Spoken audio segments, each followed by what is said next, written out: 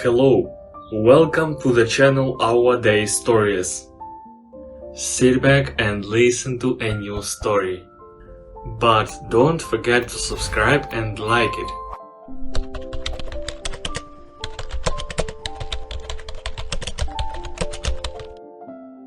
Bella stood leaning against the wall, her arms crossed over her chest.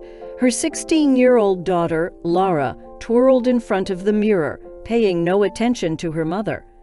Bella sighed. It felt like just yesterday she stood there, watching Molly get ready for school, struggling to tie her shoelaces and carrying a backpack so big it seemed like it could fit Molly herself. "Daughter, please remember what I told you recently," Bella said. "Mom, come on," Molly replied, tearing her gaze away from the mirror. "I'm 16 now." Bella smirked. "Still, we're just going for a walk, holding hands. Hold on to me." Bella approached her daughter, gently stroking her head, careful not to ruin her hairstyle. "Don't mess it up, you can even kiss a little. But nothing more, all right, kitten?" "Okay, Mom." Molly hugged her mother and kissed her cheek. "You're the best, you know. All my friends envy me. You're young and you understand me."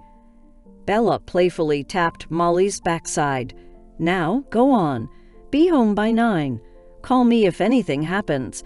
After seeing her daughter off, Bella went to the kitchen.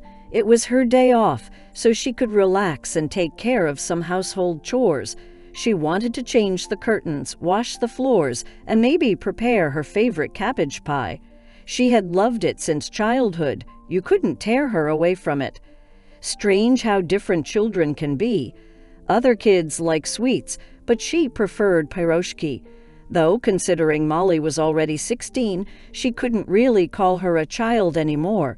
It's amazing how time flies. It feels like just yesterday she brought her home from the hospital, enduring her father's disapproval and her mother's tears, all for Molly's sake. Bella did everything for her, studied and worked, bought an apartment, and even managed to look good. She tried her best, all for her daughter, so that Molly wouldn't be embarrassed by her mother. Girls need a role model, right? So she dressed well, took care of herself, and avoided eating sweets after 6. But Bella didn't complain about her life. She liked how things had turned out. Only sometimes, when she was too tired and dozed off at the table while they were having dinner, Molly would quietly wash the dishes and lead Bella to her room after making her bed. Fatigue plagued her often. As for loneliness, well, she rarely saw happy couples on the streets, except in romantic comedies that always ended with weddings. She knew she would never have that, and she didn't really want it either. She had been burned once, and there would be no more of that. The woman headed to the kitchen to finish her coffee and plan her day. The weekend was perfect, simply wonderful. "Oh well, too bad tomorrow it's back to work," Bella thought. She worked as a designer at a factory, creating patterns for fabrics. She enjoyed her job, but it wasn't exactly what she had wanted. Bella had dreamed of becoming an artist once, jokingly saying she almost made it. Maybe it wasn't too late. When Molly was little, there was never enough time to indulge in creative pursuits just for herself. There was always something. Molly getting sick, problems at school, or suddenly outgrowing all her clothes, requiring Bella to take on extra work to afford a new wardrobe. But now she had the time and desire. However, she wondered if her age was a hindrance to making any changes. Bella finished her coffee and stretched, hearing her spine crack. Where should I start? The curtains, or finally organize the shelves in the refrigerator? There's a pot sitting in the corner for a week now, but I'm afraid to open it in case something has started growing inside. I can't even remember what I cooked. Maybe chicken noodles. The phone rang and Bella pulled it out of her fluffy robed pocket. "Sharon," she answered and walked toward the stove to boil the kettle. There are some advantages to having a small kitchen. You can boil water without leaving the table. "Sharon, what's up? You sound excited," Bella asked, trying to calm her friend. "No, it's something else. Listen, Kitty, I'm coming over. I want to tell you in person. Are you home today?" "Yes, I am," Bella sighed. "I was planning to tidy up, and I need to work a bit in the evening, finish up something." "You'll finish it," Sharon promised. "But I'm coming and I'll bring wine. We can't figure things out without at least half a liter, you know." Bella chuckled. "All right, I'll be waiting. Don't forget to buy bread. I don't feel like going out." "For you, I'd bring a star from the sky," Sharon ceremoniously declared. As Bella heard the dial tone, the kettle began to boil. She brewed another cup of coffee and snuggled deeper into her warm robe. It wasn't that she was cold, it just felt cozier that way. Bella adored Sharon. They had become friends back in high school in the 11th grade. Sharon had been transferred to their class, and her father, a military man, moved around a lot, so she had attended either the 5th or 6th school. She had lost count. On the first day of school, they sat at the same desk. Sharon turned to Bella and asked, "What's your name?" "Bella," she replied. "It's a beautiful name." Sharon smiled. "I'm just Daria. How boring." "No, it's fine," Bella said. "You know, my mom must have been thinking about something when she named me Bella Semyonovna. How do you even live with a name like that?" Sharon burst into laughter. "That makes it even more interesting, doesn't it?" From that day on, they were inseparable, despite their differences. Bella was calm, composed, and silent. Everything had to be in perfect order for her. Homework was done. Textbooks were organized since the day before, and the clothes she planned to wear in the morning were neatly folded on the chair next to her bed. But Sharon, she was a whirlwind of emotions. She despised order with all her heart. She was a genuinely creative person, someone who wanted life to be vibrant. She didn't bother with homework, yet she excelled in her studies, always getting top grades. She even sculpted funny little clay figures with silly, comical faces. Sharon dreamed of becoming a famous singer, although she wasn't blessed with a great voice. But her appearance was just right. Bella was confident that her friend's looks alone could take her far. After all, who wouldn't be impressed by Daria's tall, slender figure, ample bust, long legs, and those huge, captivating blue eyes? Her eyebrows and eyelashes were dark, adding a touch of allure. Bella sometimes envied how everything beautiful seemed to come effortlessly to her. Sharon married a young officer right after school. It was essentially an arranged marriage. Sharon's father simply brought the guy home, introduced him to his daughter during a family dinner, and then declared that he couldn't find a better match for her. The father had served together with the potential groom's father, though the groom himself had already left the military and started his own business. At first, Sharon laughed it off, thinking her parents were joking.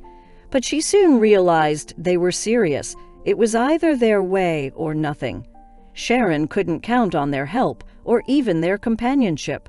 If you want to make decisions like an adult, then live your own life, her father explained before ending his speech with a resolute, "You have to decide. Of course, you're tired of it." Sharon understood that everything had been decided for her.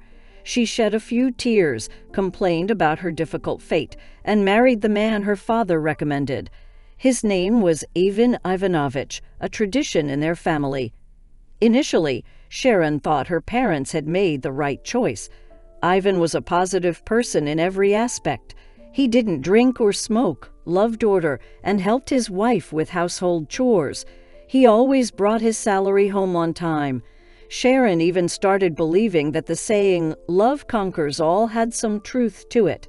But the longer the marriage lasted, the heavier it became for Daria. Ivan turned out to be a domestic tyrant. He adored order and would create a scene if Sharon hung a towel crookedly or washed the laundry on what he considered the wrong setting. He would shout at her if he found packets of instant noodles in the trash bin, noodles that Sharon adored. After cleaning, he would sullenly run a white handkerchief across the shelves and cabinets, only to later demonstrate to Sharon what a terrible housekeeper she was, pointing out all the dust she had missed. Daria, the free-spirited one, ironically believed that marriage should be a lifelong commitment, just like her parents. She endured it all, meticulously cleaning and washing the laundry correctly. She secretly ate instant noodles, disposing of the box immediately in the trash. She completed her psychology degree and got a job at a nearby school. Meanwhile, her husband left the military and started working at his father's company, dealing with stationery supplies. Sharon complained that she didn't feel happy. "It's so cold," she sighed. "Everything is so sterile. There was no personal touch, not even photographs on the walls. Ivan didn't like them, claiming they cluttered the space." Cluttering the space, he would say. Think about it. Then Sharon gave birth to a son and decided to name him Vasily, after her great-grandfather. Ivan almost lost his mind, accusing his wife of breaking the family tradition. But Sharon didn't believe in traditions and thought that having another Vasily Ivanovich in their family was just too much. She planned to breastfeed and not sleep at night, so she believed she had the right to choose her son's name. Ivan begrudgingly accepted it, but he would occasionally remind her of how she had violated their sacred family tradition. Sharon found it amusing. Their family had nothing to do with royal dynasties after all. But then she discovered that the perfect Ivan Ivanovich was cheating on her, and not just with one person but with several. He slept with his secretary, his former classmate, and even his business partner's wife, all at the same time. Sharon learned about it from the secretary herself, who decided that Ivan Ivanovich should belong to her and her alone. Strangely enough, Sharon wasn't upset. She was even surprised by her own reaction. She didn't feel anything except relief. Now she had a legitimate reason to get a divorce, and her father would not say a word. He considered infidelity unforgivable, a sin. So Sharon remained alone, or rather, with her son Vasily Ivanovich. After the property was divided, she still had the apartment, the car, and a substantial sum in her bank account.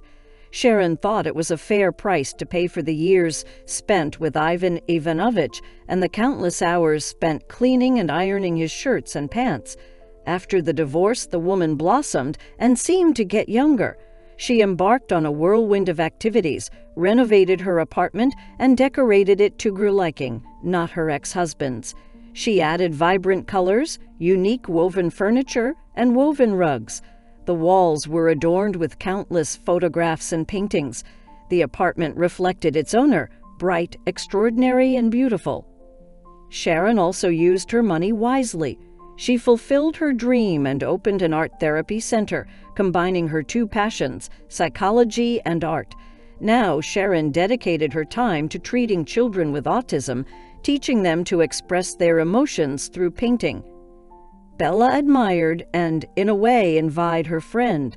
She considered herself lucky in her own way, but perhaps less fortunate in other ways.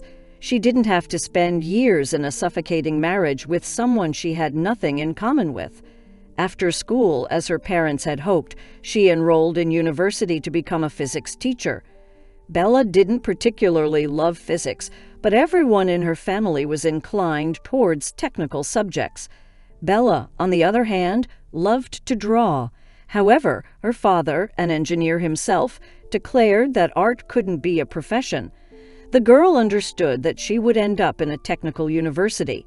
Mathematics terrified her, and the sight of formulas made her want to cry or fall asleep and never wake up again.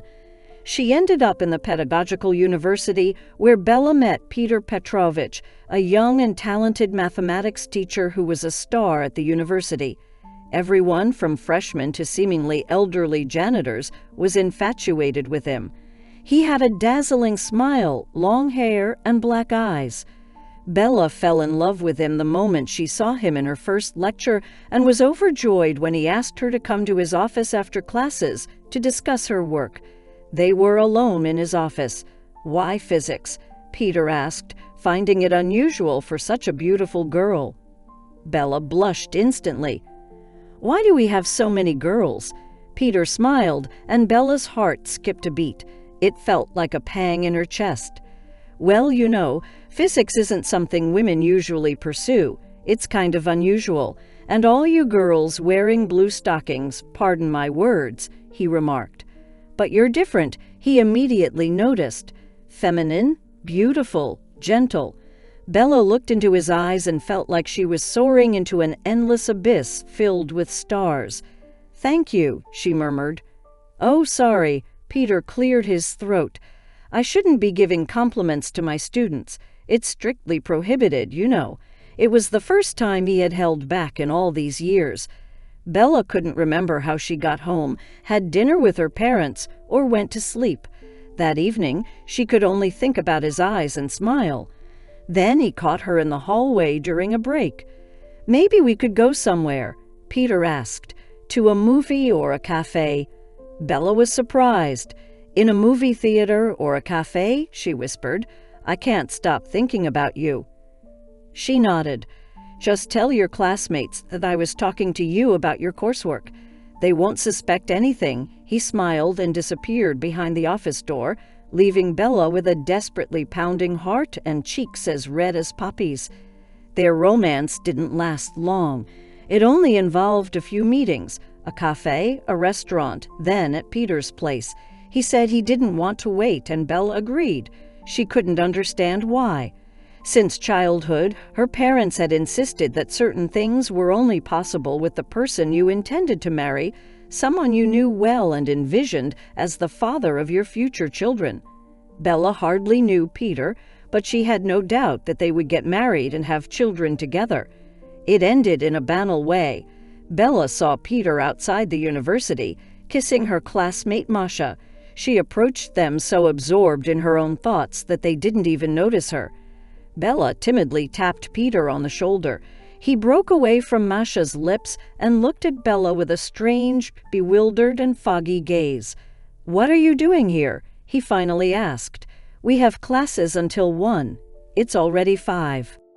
"I was at the library," she honestly replied. She didn't say anything more, turned around and walked home. There were no tears, no emotions, just emptiness. It was a strange, heavy emptiness that caused physical pain. Bella didn't go to the university anymore. She lied to her parents, telling them she was attending classes while wandering the streets. Then she would return home, have lunch and go to bed. This went on for 2 months. Then Bella's mother received a call from the dean's office.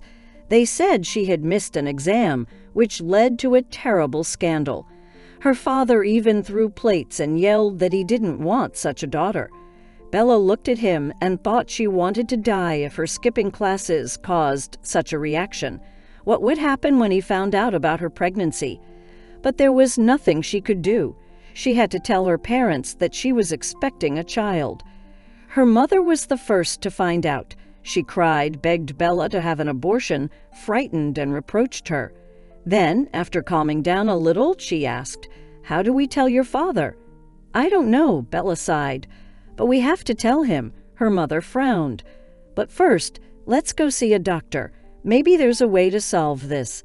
They went to the doctor the next day, only to find out it was already too late for an abortion, no matter how much her mother begged for it. Bella asked the doctor in a hushed voice if there was any other way, maybe something illegal. "Illegal?" The doctor raised his voice. "Are you suggesting I risk going to jail? Is that what you want?" Bella nervously pressed her hands against her stomach. She suddenly realized that she wanted to protect her child from her mother, from her father, and from those scary cold instruments she had seen only in movies. "Register yourself in 14 weeks, the doctor sighed. "If something happens, you can always give up the child to someone who wants it more." And Bella understood. She wouldn't give her child to anyone, even if she had to leave home and work as a janitor. She wouldn't deny herself anything. There was no discussion. No one was closer to her than this little one growing inside her. She suddenly imagined a little girl with black eyes and rosy cheeks. That girl and her daughter. On the way home, Bella and her mother walked in silence. Only when they arrived home did her mother busily flip through her notebook. "Don't worry, little squirrel. I know someone who went through something similar a couple of years ago. She was also far along, and she survived. and these doctors just scare you, trying to frighten you." "No, Mom," her daughter firmly declared. "I want to give birth to the baby." "Give birth, Bella? Have you gone mad, my dear?" Her mother looked at her through the window. "Do you think your father and I want to support both you and your offspring?" "No, Mom, that's not what I think." Bella lowered her gaze. "I won't have an abortion." Her father, who was only 17 years old, insisted that she write a statement. She had neither the strength nor the desire for it. She just wanted one thing, peace, because stress is harmful to the baby. The only help she had was from Sharon, who let her spend the night despite Ivan Ivanovich's objections. Sharon bought her vitamins and fed her fruits and vegetables. One day, as they walked in the park, Bella asked, "What about your grandmother? What is she like?" Grandmother, she pondered. She didn't know much about her paternal grandmother, except that her father had a falling out with her a long time ago, severing all contact. She had seen her relative only a couple of times in her life, in her early childhood. Although her grandmother always sent her gifts, it was always clothing and money that her parents claimed for themselves. The books that Bella loved to read were never given to her. "Well, your grandmother's number is still in my contacts," Sharon smiled. "Maybe she can help or at least have a conversation with you. Give her a call." The phone, it never said why they stopped communicating. I asked several times. "Of course, it's your father." Sharon lightly tapped Bella's head. "You should call her. Maybe she'll help or let you come over. I would let you, but you know Ivan Ivanovich, and you can check his notebook for the number." Taking her friend's advice, Bella found the necessary phone number. Her grandmother's name was Isolda Konstantinovna. Her son wrote her name in his contacts, but there were no kind, affectionate words like Mom. The next day, Bella called her grandmother, who didn't recognize her at first, but then she became delighted and invited her to visit. Bella decided to personally share the news of her pregnancy with her grandmother. Isolda lived in a 2-room apartment in the city center. "Oh, my little Belle, has Semyon finally decided to stop playing silent?" Isolda exclaimed, embracing her granddaughter. "I can't believe it. You've grown into such a beauty." Bella buried her face in her grandmother's shoulder and inhaled the gentle scent of floral perfume, or was it the smell of her soap? She pulled away from Isolda and shook her head. "No, I have a problem. Can we sit down and have tea? I'll tell you everything." Isolda nudged Bella forward. "I'm so happy to see you. He even refused to show me any pictures." "Oh, my beautiful girl, you've become such a lady." Isolda praised her as they sat in the kitchen. She poured tea into delicate, almost transparent porcelain cups. Bella hesitated, not knowing where to start.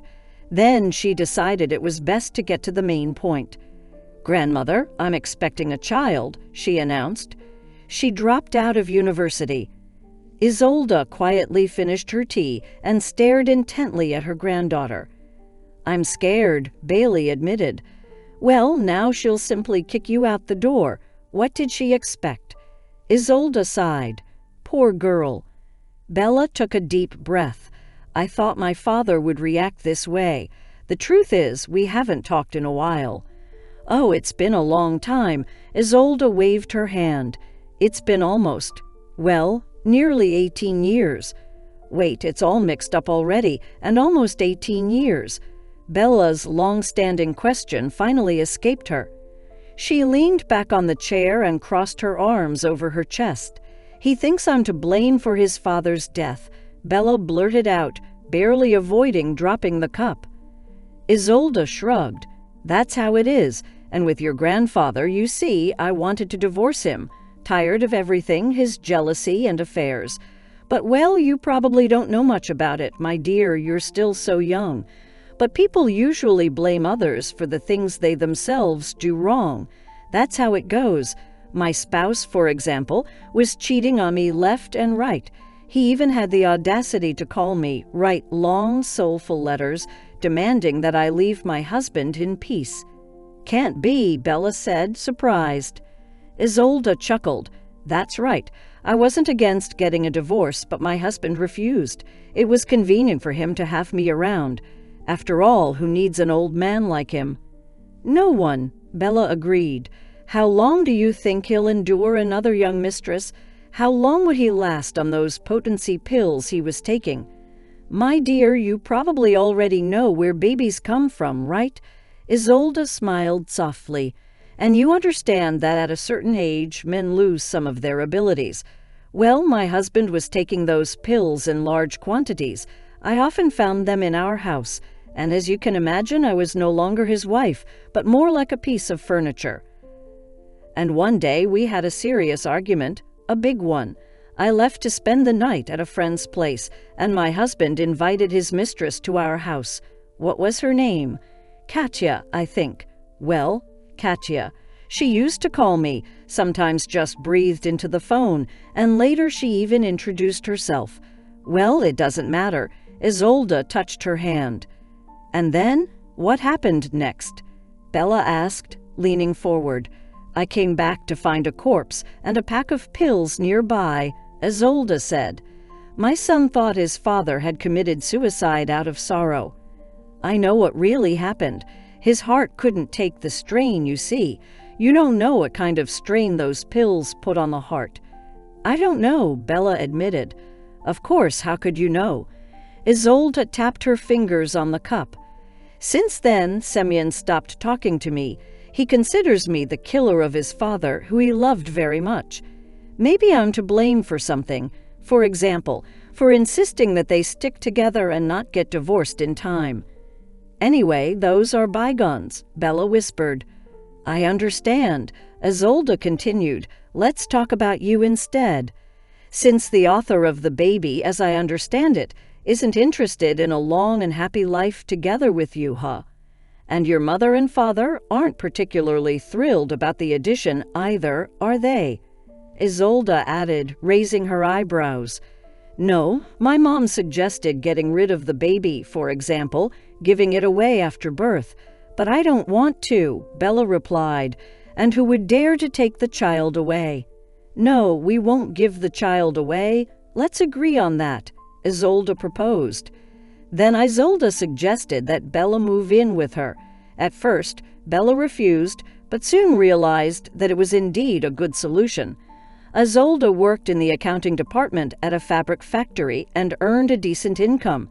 She offered financial assistance to Bella, at least for the first period. I think we can manage for about 1.5 years with your little treasure, Isolde reasoned. We won't have to buy anything. I have a friend whose granddaughter was born 1 year ago.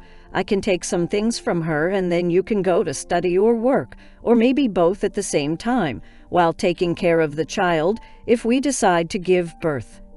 Bella sighed. I don't know. What else can we do? Isolde gently stroked her granddaughter's head. Sometimes you have to make tough decisions. These decisions are never ideal, given limited resources. My father will kill me if I say I want to live with you, Bella noticed. We can use the informal you. Isolde laughed. We're not strangers after all. You remind me of myself. I noticed that right away. Your father won't be pleased with any of your actions, so in such circumstances, you have to choose the option that is best for you. Do you agree? Agreed, Bella laughed. Soon she moved in with her grandmother, and her father silently accompanied her, casting hateful glances at her eyes and then at her belly. She knew he considered her a traitor, but there was nothing she could do. She needed to protect her child and provide the best conditions for them. The father was absent, not showing any interest in seeing his granddaughter or grandson, and if he didn't, what could she do? That's just how it turned out. An adult is free to make their own choices. Bella enjoyed living with Isolde. She took care of the cleaning and cooking while her grandmother was at work. Her pregnancy was going smoothly with minimal morning sickness. Isolde borrowed children's clothes, a stroller, and a crib from a friend, and Bella delightedly examined her baby's dowry, imagining how she would rock, dress, and feed her little one with those cute bottles. And when the time came, Molly, a record-breaking baby at 4.5 kilograms and 53 centimeters, entered the world. Bella couldn't take her eyes off her daughter. Suddenly, Peter and their problems with their parents faded into the background. What meaning did they have when she had brought such a miracle into the world? She decided to go home and show her parents their granddaughter. However, her father didn't even look at her, greeted Bella dryly, and went to the living room to finish watching the news. Her mother held Molly in her arms, but before saying goodbye, she warned Bella, "Just don't come here. Senya will worry. Wait, maybe in a year or two, he'll calm down." It was bitter to realize that she seemed no longer needed by her parents. But she didn't have time to grieve. With Molly's birth, her responsibilities increased. Despite Molly being a surprise baby, Bella quickly adjusted her schedule. Molly hardly got sick, and even her teeth came in almost unnoticed, which seemed like a miracle to Isolde. When Molly turned 1.5 years old, Bella had to send her to daycare as both she and Isolde started working at the factory. Bella initially cleaned the floors in the workshop, then went on to study fabric design when the opportunity arose. It became harder to juggle work and studies, and being a young mother was a real challenge. But Bella didn't give up. Isolde helped her as much as she could, despite her declining health and complaints about her heart. When Molly turned 6 years old, Isolde passed away from a heart attack. She got out of bed one morning and collapsed, never regaining consciousness. Semyon appeared at his mother's funeral and even spoke briefly with a tearful Bella, but he offered no help and showed no interest in seeing Molly, whom Sharon had taken. Isolde had left her apartment to her granddaughter, to whom she had become attached. Molly's lively and curious presence gave meaning to Bella's life. Her father never forgave her and refused to have any contact with his granddaughter, considering it a family disgrace. Bella suggested talking through her mother, but her father was unwilling to take any steps. Bella's mother told her that, in his opinion, he had invested too many resources in her, and she had failed to take advantage of them. That's when Bella promised herself that she would give her daughter everything she could and would never reproach her for it. Her father's words hurt too much. Now Bella was earning a decent living. She couldn't afford designer clothes or frequent trips abroad, but she managed to make ends meet. Molly planned to study translation after finishing school, which was a bit intimidating since the faculty was considered elite. However, Molly had won prizes in English at all the Olympiads, and her certificates could become a compelling argument for the admissions committee. Bella genuinely loved her job and the apartment she had renovated to suit her tastes. However, thoughts about her parents troubled her. After all, close people can sometimes feel so distant, like strangers, but she preferred not to dwell on the negative and focused on being happy. Isolde often told her that being happy is a talent, and that talent lies in being content with what you have and what you can achieve in the future. If you can buy the dress you dream of, it's a reason for happiness. If you can't marry a handsome Hollywood actor, then don't think about it. Distract yourself. It's not meant for you, and don't let it make you sad. That's how Bella lived, peacefully and contentedly with her daughter. She was genuinely happy. Sharon, as promised, arrived within 40 minutes. She handed Bella a bag that made a suspicious clinking sound. "I couldn't choose the wine, so I grabbed 2 bottles," her friend commented. Bella raised an eyebrow. "What's with the surprise?" Sharon widened her eyes. "Oh, Kitty, it's something. Don't laugh." Bella was puzzled. "What's surprising? Your parents?" Sharon's smile vanished. "Yeah, I know. It's been 3 years since my father and stepmother died in a car accident. It was raining, slippery road, and a truck lost control and couldn't make the turn." Sharon had already received her inheritance from her parents a long time ago. Bella mentally scolded herself for reminding her friend of such a traumatic event. Sharon had spent almost a year battling severe depression. She was terrified that her friend wouldn't recover from the loss.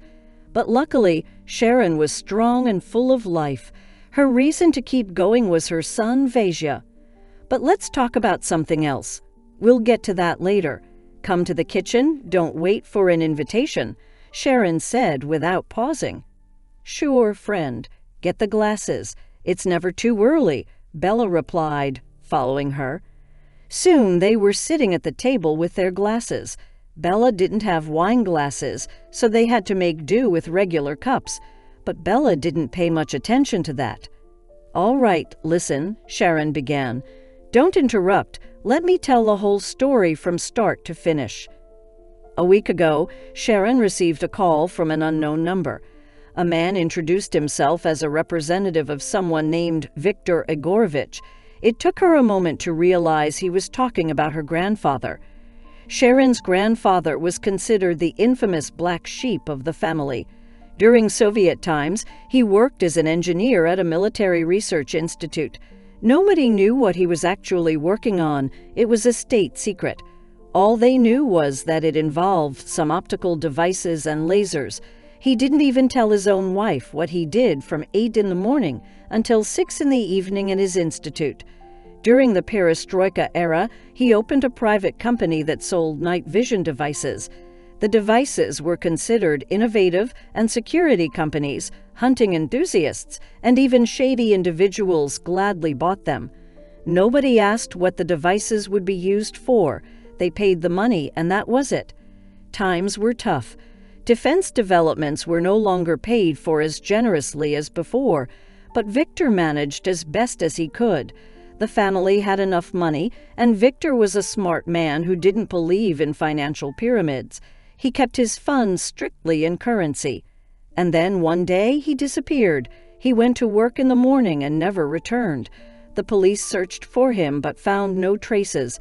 There were no surveillance cameras at the time, and people only used cash. He was there one day and gone the next. It was only 2 years later that they learned what happened to him. He contacted his wife, who was now his ex-wife, and said that he had simply fled to the USA. His developments had been deemed so valuable by the Americans that they offered him a chance to leave the country. He took the opportunity and decided to start a new life from scratch. He wanted to bring his wife and son to America, but it wasn't possible to do it immediately. Scientists and engineers were already being allowed to leave the country, but Viktor was a carrier of state secrets, making it unlikely that he could peacefully take his family out.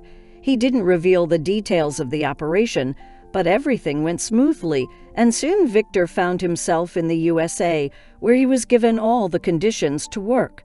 Sharon, as promised, arrived within 40 minutes. She handed Bella a bag that made a suspicious clinking sound. I couldn't choose the wine, so I grabbed 2 bottles, her friend commented. Bella raised an eyebrow. What's with the surprise? Sharon widened her eyes. Oh, Kitty, it's something. Don't laugh. Bella was puzzled. What's surprising? Your parents?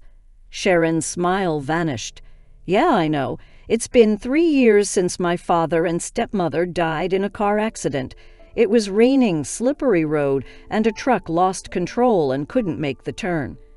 Sharon had already received her inheritance from her parents a long time ago.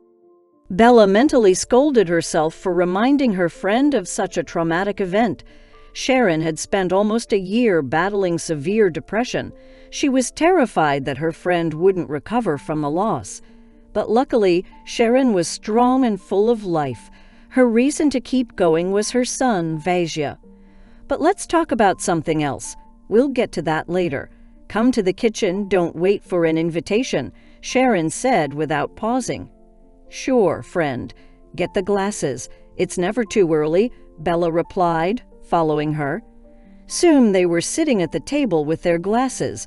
Bella didn't have wine glasses, so they had to make do with regular cups.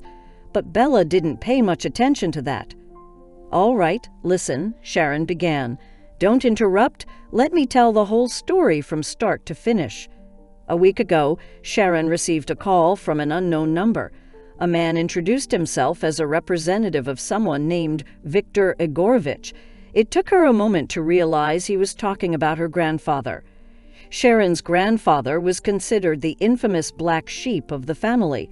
During Soviet times, he worked as an engineer at a military research institute. Nobody knew what he was actually working on. It was a state secret. All they knew was that it involved some optical devices and lasers. He didn't even tell his own wife what he did from 8 in the morning until 6 in the evening at his institute. During the Perestroika era, he opened a private company that sold night vision devices. The devices were considered innovative, and security companies, hunting enthusiasts, and even shady individuals gladly bought them. Nobody asked what the devices would be used for. They paid the money, and that was it. Times were tough. Defense developments were no longer paid for as generously as before, but Victor managed as best as he could. The family had enough money, and Victor was a smart man who didn't believe in financial pyramids. He kept his funds strictly in currency. And then one day he disappeared. He went to work in the morning and never returned. The police searched for him but found no traces. There were no surveillance cameras at the time, and people only used cash. He was there one day and gone the next. It was only 2 years later that they learned what happened to him. He contacted his wife, who was now his ex-wife, and said that he had simply fled to the USA. His developments had been deemed so valuable by the Americans that they offered him a chance to leave the country. He took the opportunity and decided to start a new life from scratch. He wanted to bring his wife and son to America, but it wasn't possible to do it immediately. Scientists and engineers were already being allowed to leave the country, but Victor was a carrier of state secrets, making it unlikely that he could peacefully take his family out.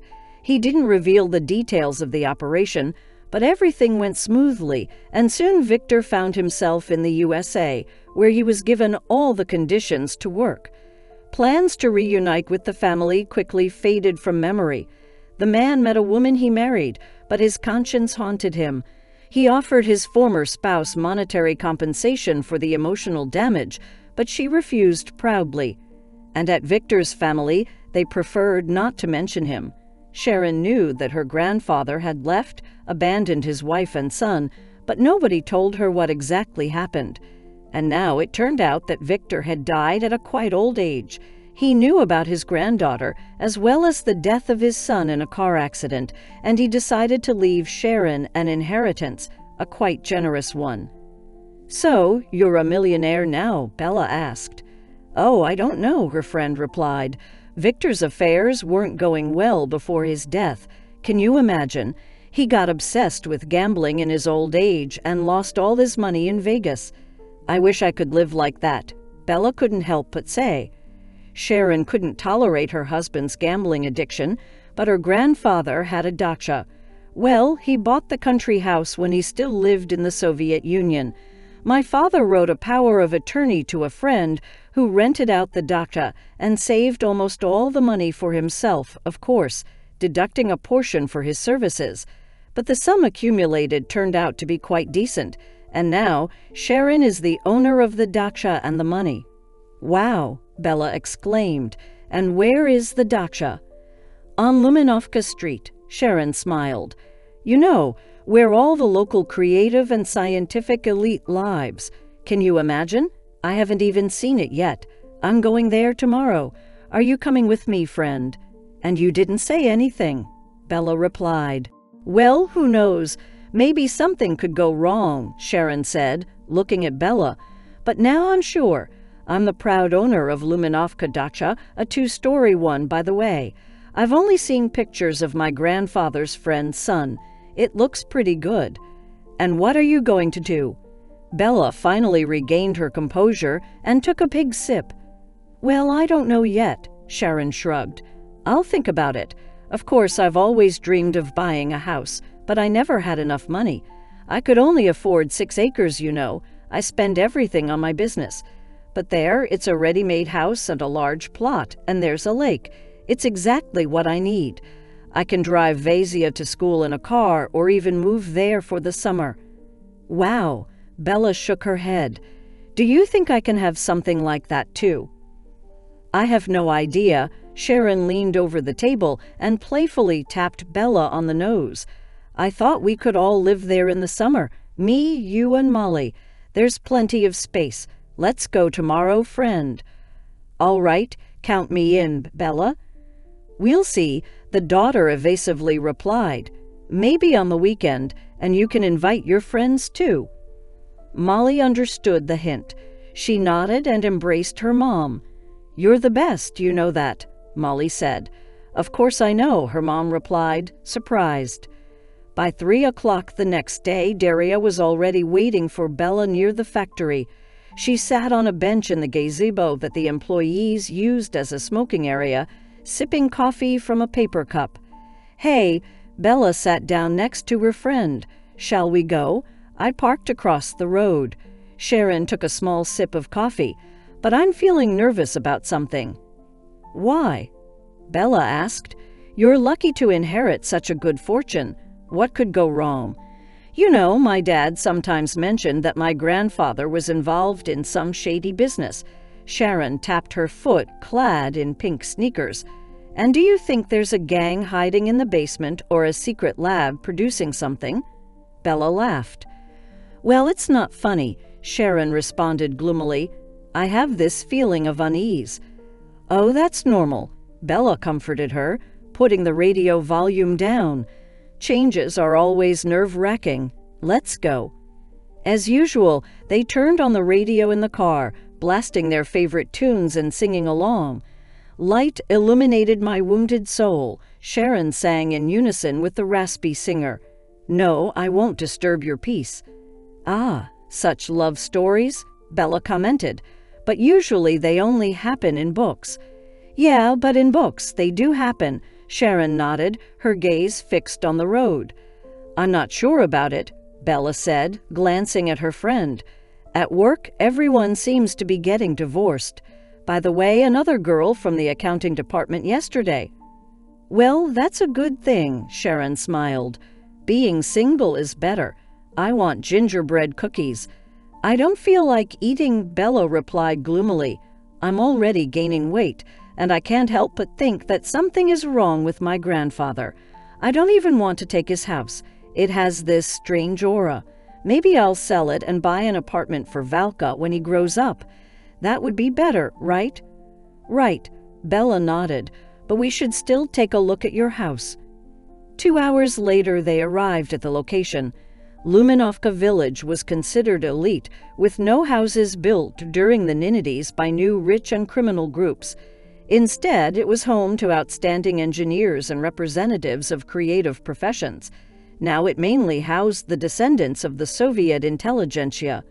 Many wanted to buy a house in Luminovka, but few were willing to sell their plots. The place was simply too good, a forest, a lake with sandy beaches and crystal-clear water. They quickly found the right plot. Sharon slowly drove up the dirt road and stopped the car. "Well, here it is," she said, pointing at the house. "My inheritance." "Wow," Bella whistled. "What a beautiful house." It had 2 floors, a tiled roof, large windows, and a neglected but charming garden. It just needed some time to be restored to its former glory. There was even a small gazebo, wooden and surrounded by bushes that had already finished blooming, probably lilacs in May. The gazebo turned into a heavenly place.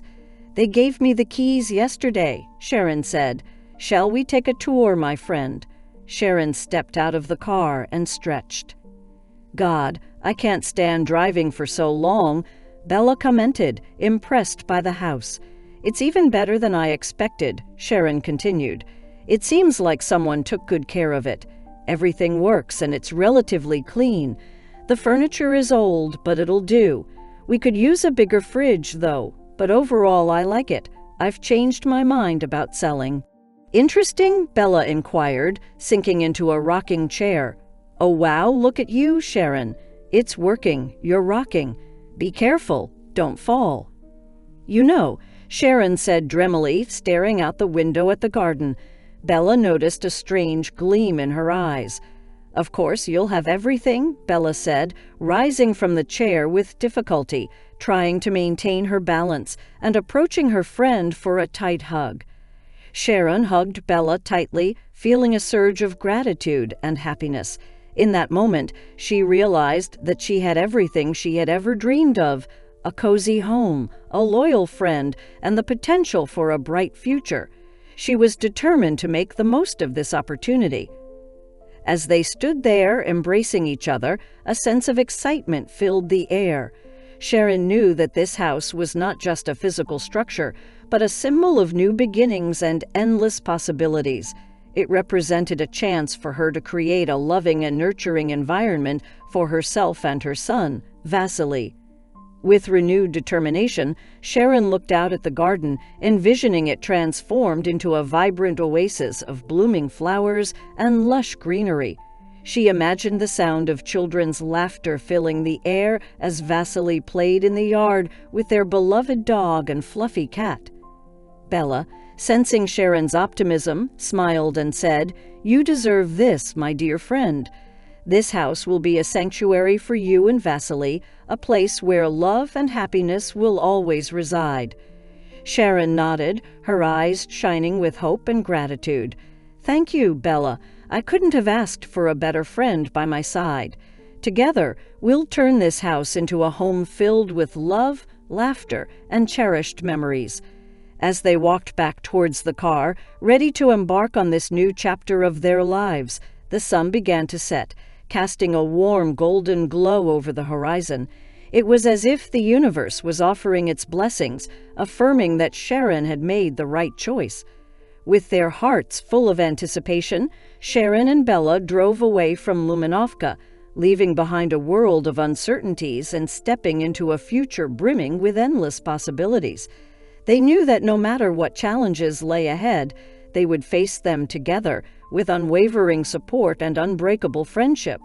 And as they drove off into the sunset, the echoes of their laughter filled the car, resonating with the promise of a bright and joyous future.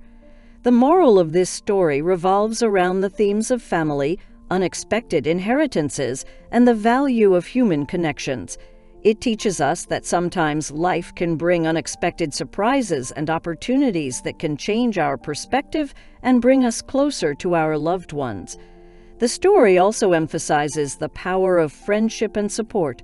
Loyal friend offering comfort, advice, and companionship.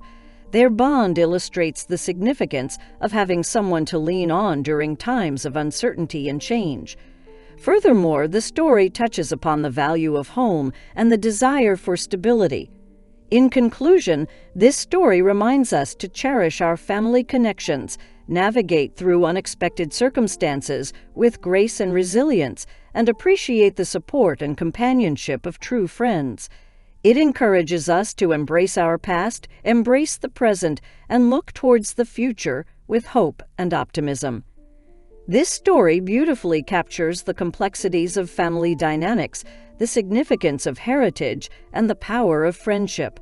It conveys a heartwarming message about the importance of understanding our roots and finding solace in the love and support of those closest to us.